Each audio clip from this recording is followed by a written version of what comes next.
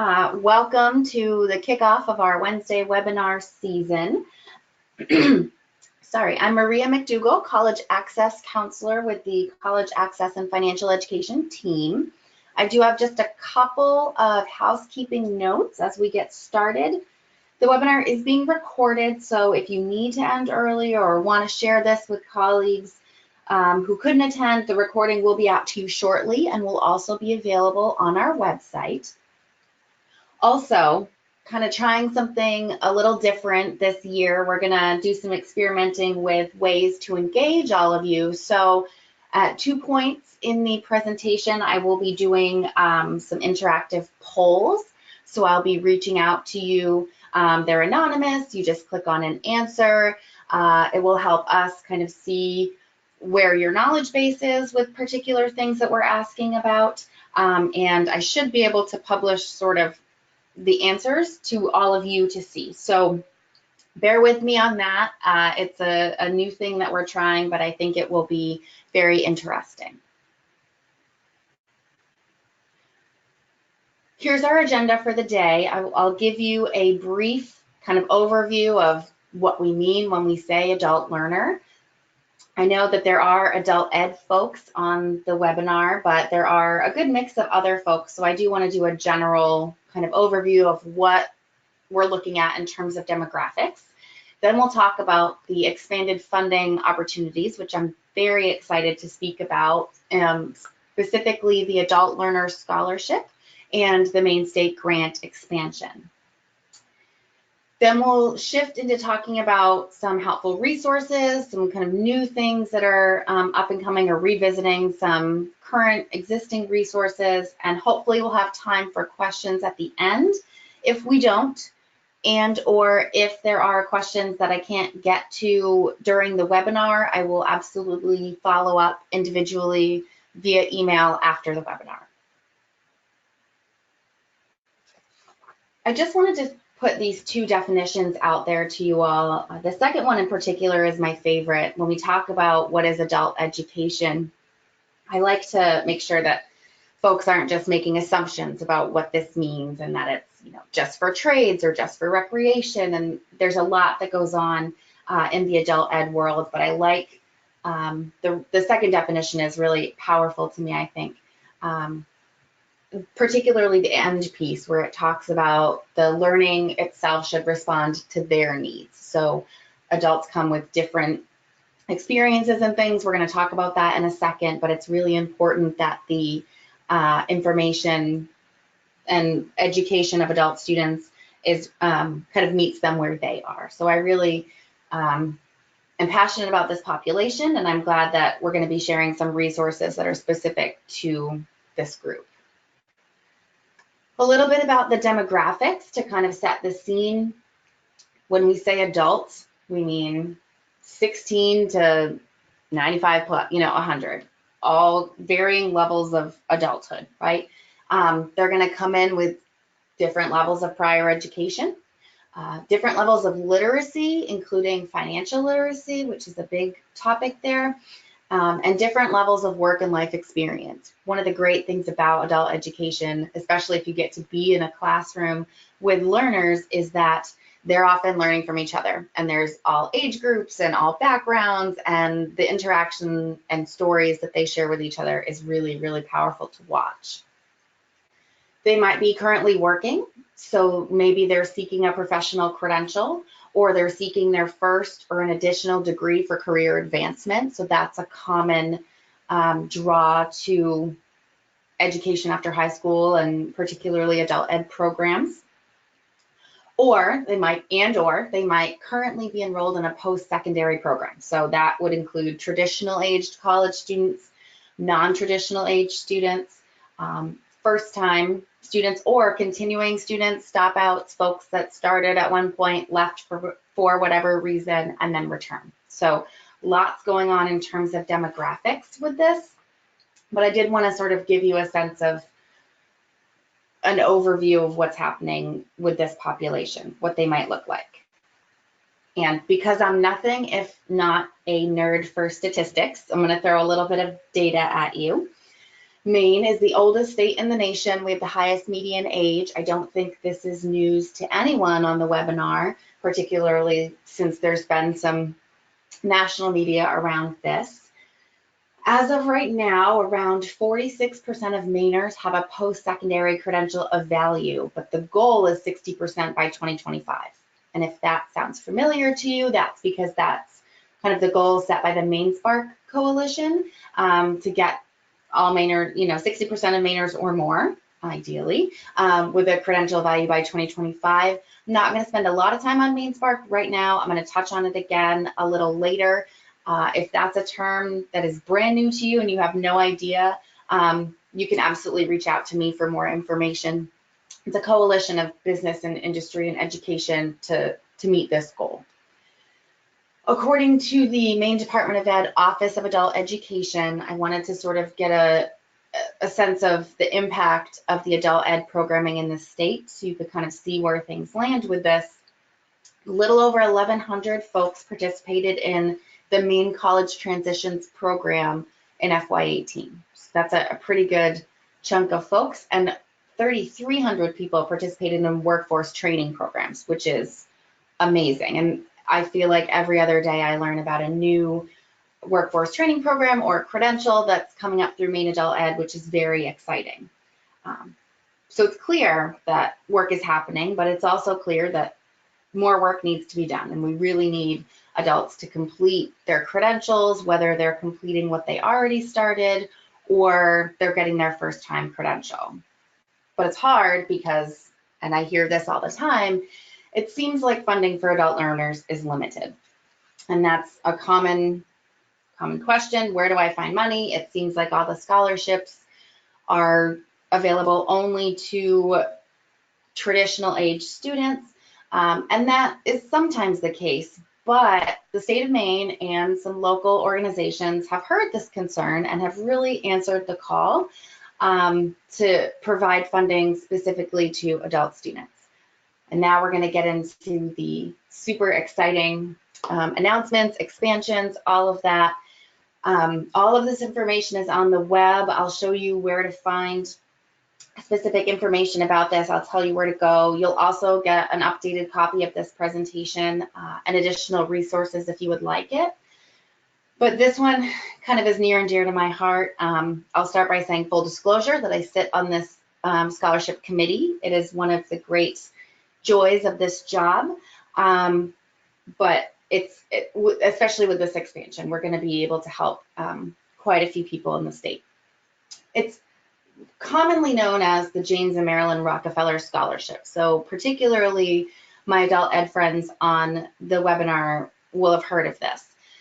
It had to be a Maine College Transitions referral in its beginning time. And it was primarily for 2- and 4-year credentials at accredited higher ed institutions. It wasn't strictly for that, but because of the June and November deadlines, that's just kind of what happened. It sort of morphed into being for those standard credentials. The application and award processing happened through Maine Community Foundation, and there was a pretty small selection committee. Now, with this sort of expansion that has happened, it's now known and available as the Adult Learner Scholarship Fund. One of the big changes here is that instead of just being from, a participant of Maine College Transitions, multiple preparation pathways and organizations are supported. I'll talk a little bit about the criteria in a minute. There's also an expanded funding level. So Maine Community Foundation sort of combined multiple endowed funds, including the Rockefeller funding, to build this bigger Adult Learner Scholarship Fund. The application and award processing is still through Maine Community Foundation. And because of this growth and expansion, we have doubled our selection committee, which is great. So here's kind of the criteria for this particular scholarship. And I want to highlight that an applicant must meet one of the following. So I think there has been some confusion in terms of folks thinking that a student has to check every box. And there are certainly students that are applying that would meet all of the criteria, but they have to meet at least one. So the first is being over the age of 25. That's kind of the number we landed on. That doesn't exclude folks under 25, because remember, if they meet one of these other criteria and they're under 25, then they are still able to apply. They're working full-time while enrolled. That would be 35 hours or more per week. They have dependents other than a spouse. They could be financially independent from their parents or independent for FAFSA purposes. So for my financial aid friends, it doesn't necessarily mean that they have to be independent for FAFSA purposes. This is one where if a person is self-supporting and they're no longer living with their parents, where that would make them eligible to apply for this scholarship. They didn't receive a standard high school diploma, or they delayed enrollment after high school for reasons other than just taking a gap year. Okay, so if an applicant meets just one of this criteria, then they would be eligible to apply for the Adult Learner Scholarship. As I said, we've shifted away from it being strictly a Maine college transition sort of referral, but we do want applicants to have done some kind of planning and preparation work with some kind of organization or support system. So that could definitely still be Maine college transitions. It might be participating in an MEOC workshop or working with an MEOC advisor. It might be a New Ventures Maine program. It could be working with us college access counselors at FAME, or working with a career center advisor. It might also be participating in an educational program during incarceration, release, or reentry. It's a very hard phrase to say. I will also note that evidence of previous college success also counts. So someone who started, did a few semesters, and then stopped and then is picking back up would be eligible. We would kind of see their transcript and have evidence of their level of success there. But again, we really would, and we often would recommend that those folks do see some kind of support system as they're going through. For the application process and due date, so the application is available at mainecf.org for download. For this particular chunk, and I'm going to talk about an exciting addition to this in a second, the completed applications must be received by June 15th for the first cycle and November 15th for the second, and that's a postmark date. And incomplete applications might not be considered. So there's the application, there is a recommendation sheet that comes along with that. If the student is eligible for federal financial aid, we want them to include that student aid report from that indicates that they filed for financial aid. So, you know, that whole packet of information would need to come by June 15th and November 15th postmark date to Maine Community. And the information of where to send it is on the website and the application. This particular award is renewable. And one of the great things about being on the committee is seeing the repeats and getting an update on their progress as they've gone forward. It's really, really powerful to see. But a very new and exciting addition to this, which kind of answered a gap that was identified, is that there's also an Adult Learner Scholarship bucket for folks in non-standard or short-term credential programs. So I'll give you an example. Last year or the year before, I had a student call. She was working at one of the hospitals and needed a professional credential that was offered at a hospital, but it wasn't paid for by the hospital and it wasn't affiliated with, you know, one of the higher education institutions.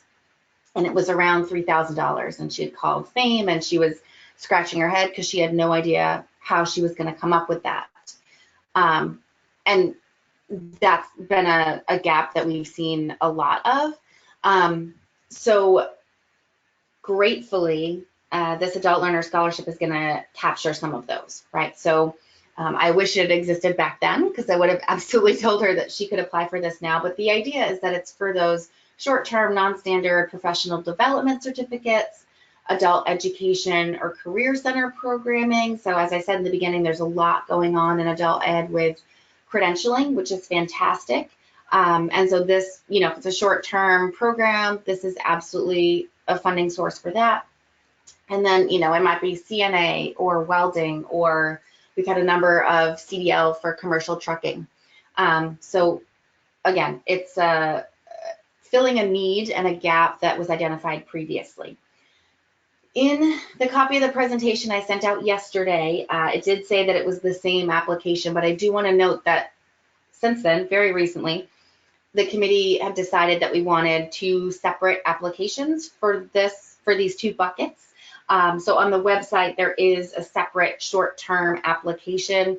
I'll show you in the next slide where to go on the website to see these applications. So when you get the new copy, you'll see there that I've indicated that there is a short-term application for this. It's a little bit more simplified because it's a shorter program. I will say that this one is not renewable, and that's just because of the nature of these programs. So if it's a 6-week credential that we're helping to fund, they're done after 6 weeks, they've got that. This particular award is not renewable. That doesn't mean that if they don't, let's say they finish at an adult ed welding program and then they want to start at one of the community colleges in their welding program for a 2-year degree, then they could apply for the adult learner sort of traditional credential scholarship. If that makes sense. And because of the nature of these programs, there's a rolling deadline for this one of the 1st of each month. So because these programs start and stop all the time and have different lengths and terms, we decided that the 1st of each month would be the deadline for these, and then as a committee we would review any that had come in for the month. Okay. So when you are looking for the applications on this, you'll be at mainecf.org and you'll click on Find a Scholarship, and then you'll see a listing there. They've even got some listed for graduate education, but you'll click on For Adult Learners and the applications that I just mentioned will display, including the criteria, where to send it, etc. There's also a number of other scholarships for adult learners. So spend some time looking at this website if you're working with a student who is looking for additional funding. That would be certainly something to start with, because there are some that are specific to county or region of the state, but we wanted to highlight today just the Adult Learner Scholarship expansion. I'm going to take a minute to just see if there are any questions. Someone asked pilot licensing included here. I think if you're referring to like the UMA class, certainly if they're going for that and they fit the criteria, we could they could certainly apply and we would consider that.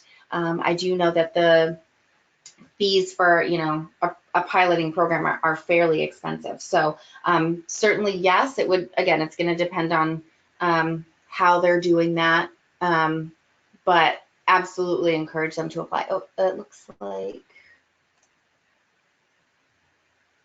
a private pilot license. Let me follow up on that. I'll have to do a little bit of research and connect with my main CF folks on that. I want to say yes, but we haven't had that previously. So I will definitely get an answer for you after the webinar. Wait for any others before we shift.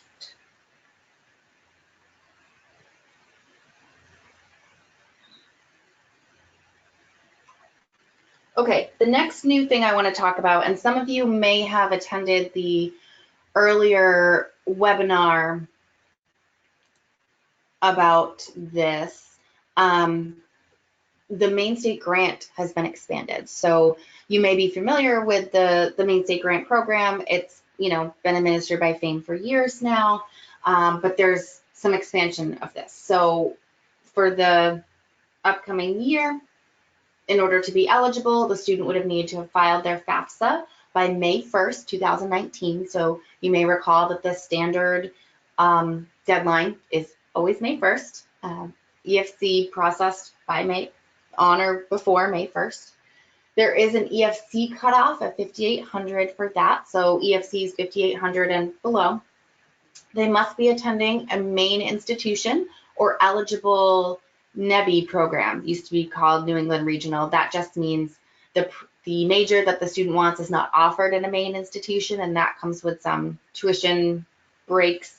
They might be doing it at a different school. They could take their Maine State Grant with them if they were eligible. And the award amounts are $1,500 for the year for full-time students and $750 a year for part-time students. But in an exciting announcement and answering the call of funding for adult students, the Maine legislature appropriated an additional $3 million over 2 years in state grant funds specifically for adult learners, which is really amazing. So we have $1 million to work with for the current year, $2 million for the upcoming year. Beyond that, we're not sure what's going to happen.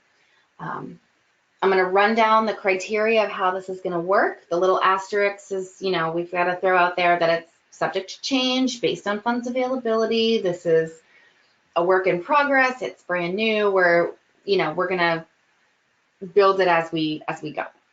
But initially, the criteria is this. So they're going to be born before January 1, 1996, and that corresponds with the FAFSA dependency level. They have to have a 0 EFC. So we're trying to capture the neediest folks in this group to start with. That's kind of where we landed on that. That may or may not continue to be the case as things move forward. We're just going to have to see where that lands us. The 2019-2020 FAFSA would have been filed on or after May 2nd, 2019. So folks that missed that May 1st deadline. It's going to be available on a first-come, first-served basis as long as funds are available. So if they meet those criteria and they've listed at least one eligible Maine institution, and a biggie here is also that they can't have been a recipient of the Maine State Grant within the previous 3 award years. Okay, so that means they have stopped and started, they've chronically missed the deadline and haven't received it, or maybe they just took a break and didn't attend school for a while. We're really trying to capture those that absolutely fell through the cracks. So if they meet that criteria, they're going to receive this one-time extension. There's nothing that the students have to do. We are pulling this information. We're going to capture as many of these folks as we're able to based on funds availability. They have to, meet this criteria, and there is going to be a communications process, particularly since this is a one-time extension. So what we're hoping to do is through this award and communication that they will be prompted to meet the deadline in subsequent years. So if they are interested in continuing to receive the Maine State Grant, they're going to need to make sure that they're meeting that May 1st deadline. And there will be communications around this. They'll get a notification, that this has been awarded to them, and periodic reminders about filing the FAFSA, other funding options, those sorts of things. So there is going to be a touch component to this to make sure that that communication is still happening and that they're not going to continue to miss those deadlines. That's a really exciting expansion, and I'm very interested to see sort of the impact that that is going to have. Okay, so feel free to share particularly about the Adult Learner Scholarship as you're working with folks. I did also send the reference sheet to you all, so you do have that for the Maine State Grant, and there is information about this particular grouping for adult students on our website. So there's information there that you can check as you need to. And if any changes come about or anything that you need to know, that's where the update will be. So I want to shift into talking about resources now. So I think I'm preaching to the choir when I say that preparation for starting or returning to post-secondary education is key. You can't just dive in without having some sort of plan in place. Many adults also believe that because they are adults, they have to go it alone, that I have to do it by myself. There might not be a lot of resources to help me. And just knowing where to turn for help can be the difference maker. And that might be people, or it might be online resources. Okay, so before we talk about the first thing that I'm going to roll out, this is where I'm going to launch my first poll. So bear with me here. Thank you for being a test group for this. Let me do this. All right. So hopefully you will see a pop-up about the poll. Oh, I see people answering. Great, it's working. This is cool. Okay.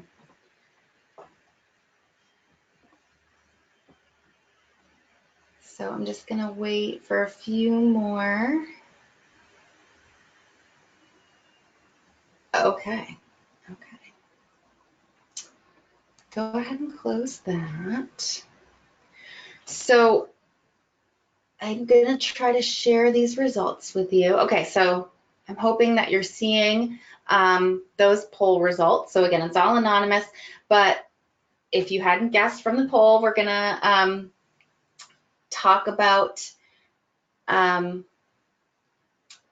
IGrad coming up. So it looks like, you know, half of you are like, what is IGrad? Which is great, because I can't wait to tell you about it.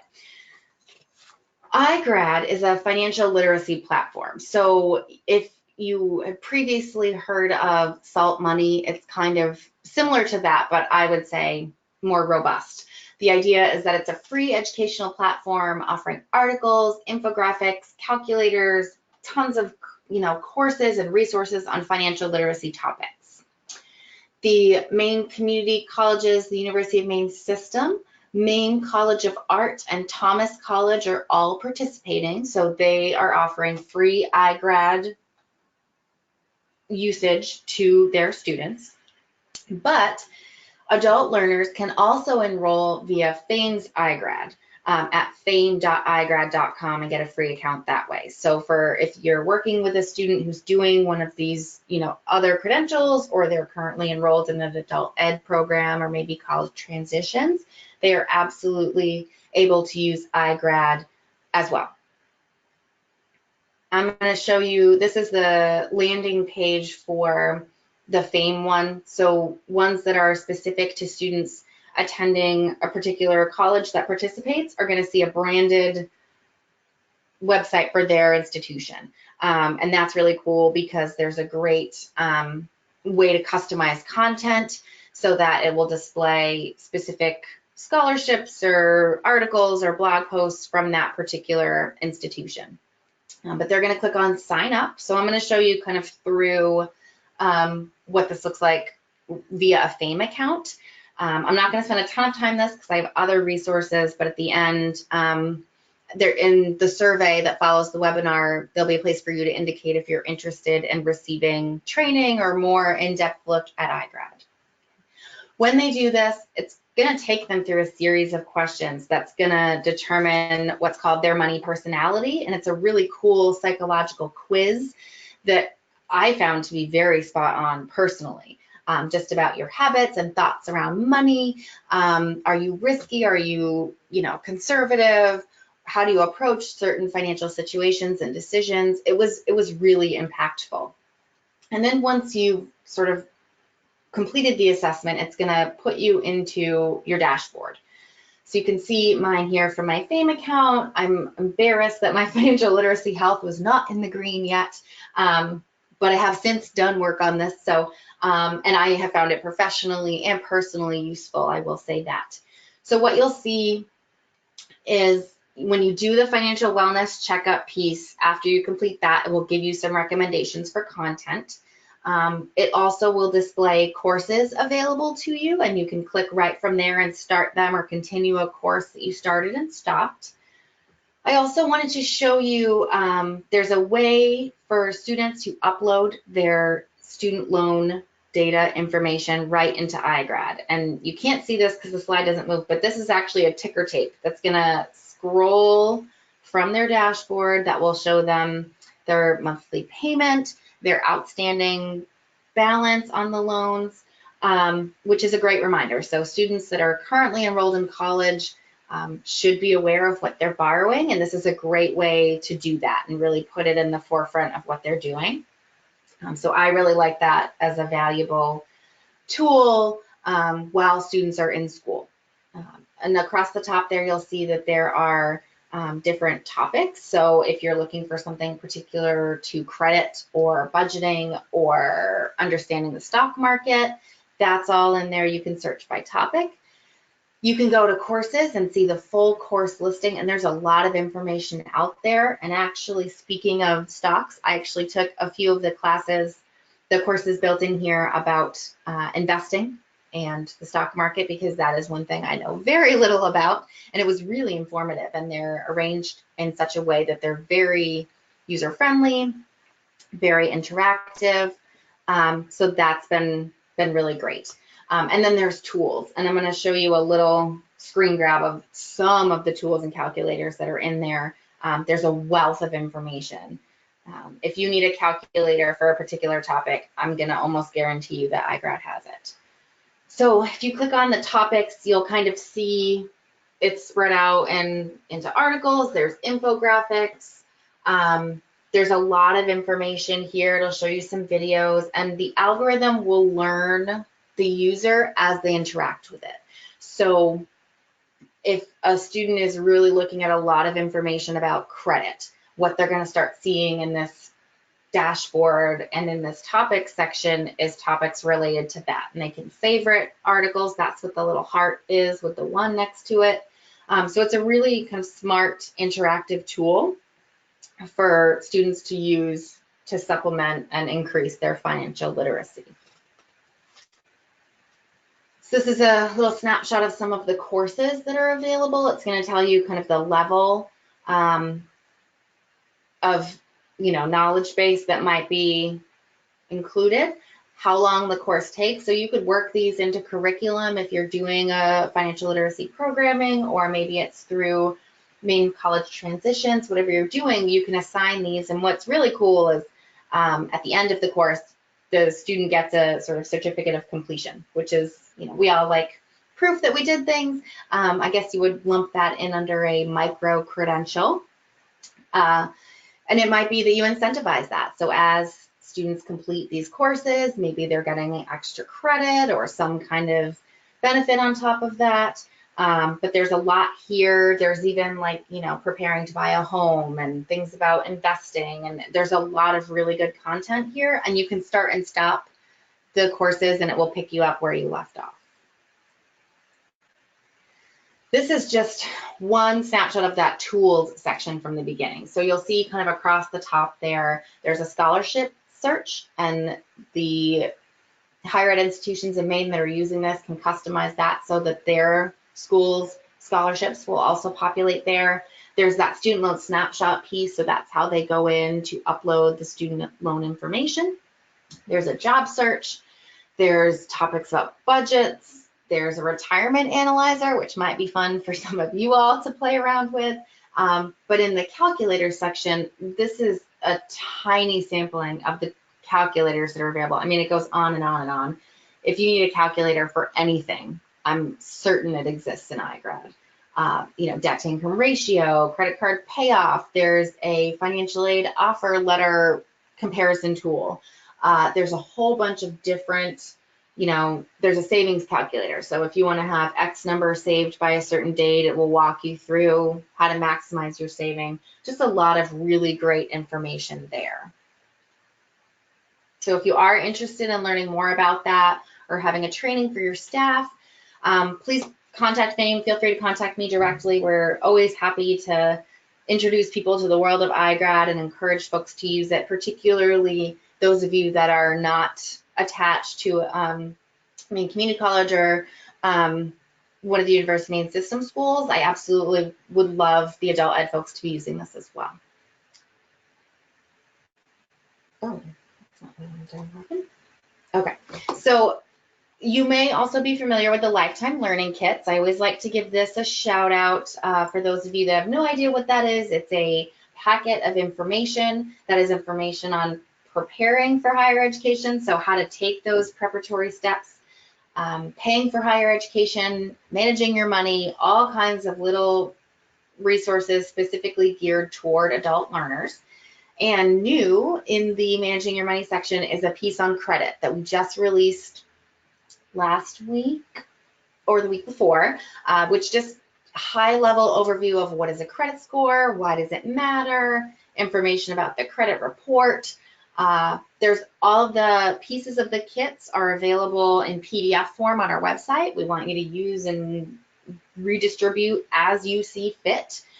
You can also order any of the kits for free from our website. And the new credit piece is included in all standard kits.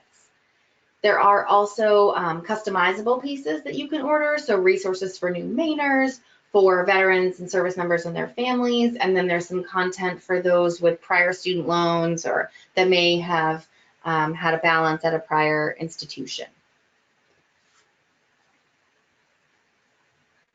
Also included is something called the Maine Resource Directory, which has everything from career assistance to heating assistance, tax prep. It's kind of a one-stop guide for where to find information. The online PDF version does have clickable links that will take you directly to the source. This is a great resource if you're working with someone and they indicate to you that they need additional services or help. These are what the pages look like, so you'll notice that any of those blue links are clickable online and will take the student right to that website. So we wanted to make sure that we were providing information on a number of different topics to students as they needed it.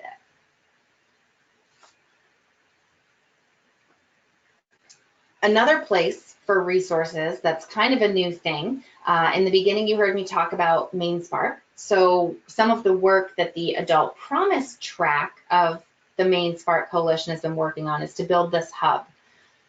It's to be a resource for students to say, okay, I'm interested in maybe going back to school. I'm interested in this particular credential.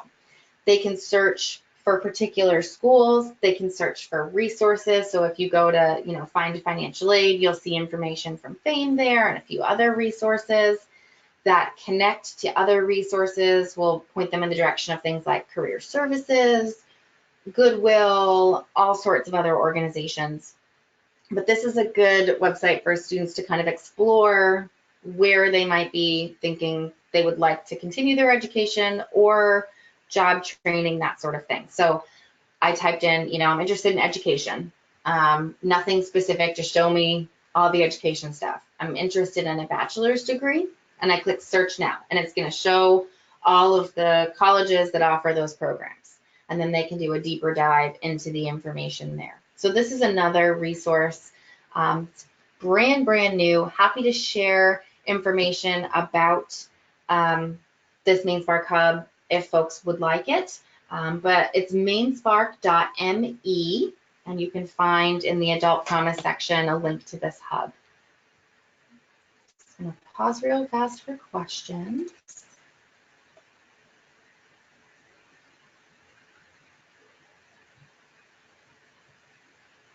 Oh, there's a couple in here I will follow up with after. Somebody asked about citizenship requirements. I'm guessing that is for the Adult Learner Scholarship. They do not have to be a citizen. You financial aid folks are going to know this, but asylum seekers are not eligible for federal financial aid. So a lot of our applicants for the Adult Learner Scholarship are those students because they need other sources of funding. So they do not have to be citizens in order to receive that. Maine State Grant, they do have to meet the citizenship criteria of the standard Maine State Grant. There's a few other questions here that I will address as we go. The Adult Learner Scholarship is for any accredited institution, not just in Maine. No, that is specific for Maine schools. So the Adult Learner Scholarship, well, that might not necessarily be true. We don't often get applicants that are going to out-of-state institutions. We will consider it.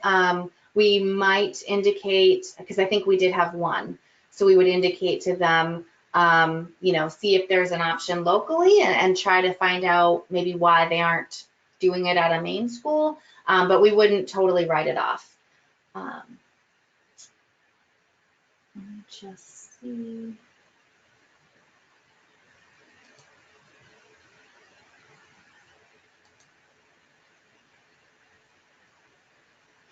There was a question, can those holding a college degree apply for an adult scholarship, for the adult learner scholarship, working towards a career change in another degree? Absolutely. So we also have applicants in that situation. So I'm gonna address some of these at the end of the webinar in the interest of time. I'm gonna launch poll number 2 here. And this one's going to be a little bit specific to adult ed providers. I don't anticipate others will have any familiarity with this topic, but I wanted to kind of gauge where folks are at.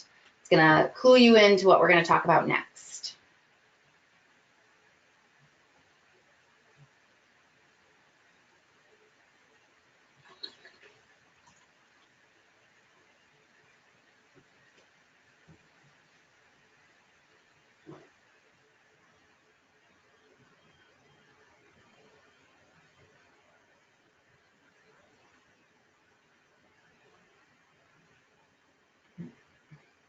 Very good cropping of responses. So I'm going to go ahead and close that poll and share it with you all. Yes, what we're talking about is Schoology, and certainly a lot of you are like, what is that? And I'll share with you in a second what that is. It looks like there are a number using, okay, Google Classroom or some other curriculum management. So that kind of clues you in on what Schoology is. So this is an online curriculum delivery platform. It works as an information repository, an instruction platform, and has video conferencing ability. And I'll share with you my epiphany moment with this. So I was at a national conference, and one of the presenters talked about how she uses Schoology in her financial literacy classroom. She teaches at a community college, but she uses it as an information storage, and students interact with it there. And I had this moment of like, oh, I'm pretty sure Maine uses that. Maybe FAME could get on board and we could provide some of our resources there in a platform that folks might already be using. So I did a little research there. And so we can absolutely get on board with this. We've created a group. I'm going to show you that in a second. But we could also do video conferencing through it. So it would be a really great way for us to interact with the providers in Maine and the students enrolled in adult educations and have a digital component built into it. So how to do this. So this is a free resource. So you go to Schoology.com and you sign up. There is an access code required. So again, you have a copy of the presentation. This access code will not change. And that's going to allow entry into the group of FAME resources. Okay. So for folks that already have a Schoology account or already using this or familiar, when you log in, you'll go into My Groups. You'll see that there's, some information that it's going to ask you, but you'll see groups that you might already belong to. You're going to click on Join Group. You're going to put in the access code and click Join, and you'll see the FAME branded group there for resources. And this is showing you my view of this because I don't have screenshots for folks that are using this yet. But what it does is there's an option for discussion. So ideally there'll be some interaction between FAME staff and learners on the platform, educators, all of that.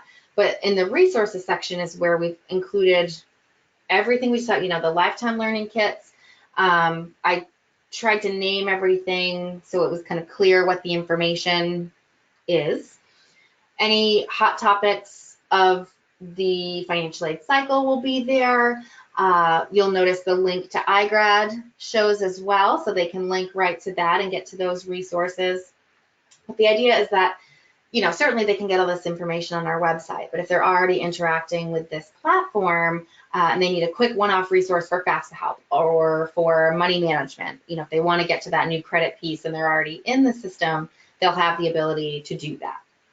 So hopefully you'll sign up, play around with it a little bit, and provide us with some feedback. So this is my call to action for my adult ed folks. If you want to know more, certainly let me know. I'd like to maybe include a financial education module in this that adult education providers could use as part of their curriculum. So whether you choose to do that in IGrab or Schoology, I'm not sure entirely that they play well together. But if there seems to be good usage and folks are receptive to this content, we could certainly expand our ability to provide information out there. As we're getting to the end, I know there's a number of questions, so I'm going to summarize, kind of wrap up, give some thoughts, and then try to address some more of the questions. It's really important that Maine adults earn credentials of value. And I saw in some of the questions, what is a credential of value definition? There's multiple things floating around. Essentially, it is some kind of post-secondary credential that leads to employment or increases employability or creates, higher earnings potential. So value is one of those words that, it's all semantics, right? Who determines what is valuable? But the idea is that it's some kind of post-secondary credential that increases employability, earnings, that sort of thing. Funding options in the state have been expanded to try to fill this need. There's still work being done.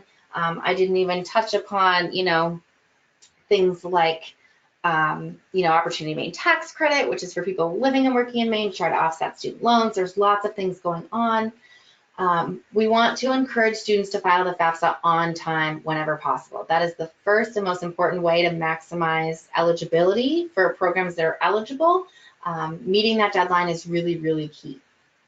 I also want to plug here NextGen. So we don't want folks to forget about that. I think often adults think that that's for children or for their children, but that's certainly not the case. Adults can open a NextGen account for themselves, for whether graduate school, Credential, their own program, 2-year, 4-year, anywhere in the nation.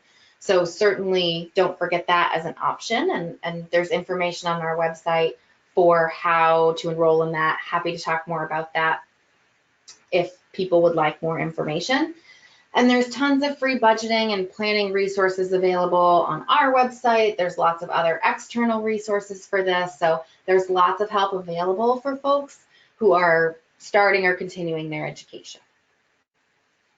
Another final little plug before I address questions, we are on all the social media. So our YouTube channel there does have videos that break down the financial aid process and some that talk about the 529, the NextGen.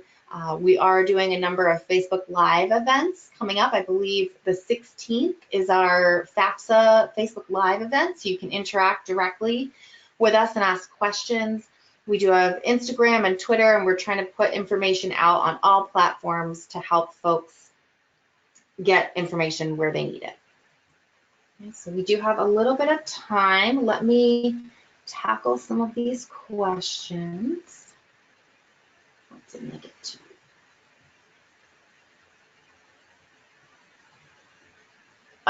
Yvonne, your question about seasonal work,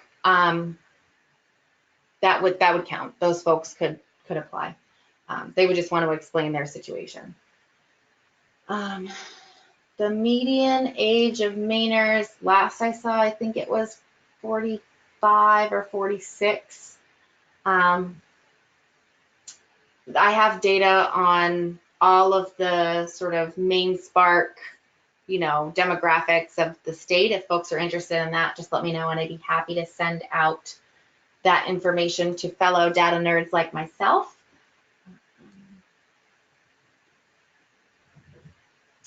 Let me just double check a couple of these.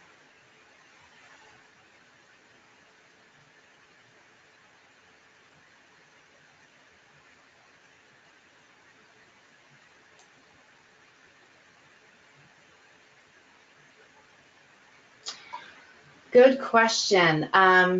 What's my best take on how educators like those on the webinar can best galvanize efforts to move the needle forward for adult learners? I think in creating welcoming spaces, being navigators and points of contact for adult learners, partnering with other organizations. So, adult eds are great at seeking out local businesses and determining partnerships, and then by way of opening that door to that kind of education, then open other doors towards continuing education. So there's lots to be done there. Let me just Can an adult open a NextGen account if they already have a degree but are looking to change? Yes, same thing. Yep, so NextGen funds can be used for an additional degree. Has to be an accredited college, yes. And adults are able to get the matching grant, absolutely.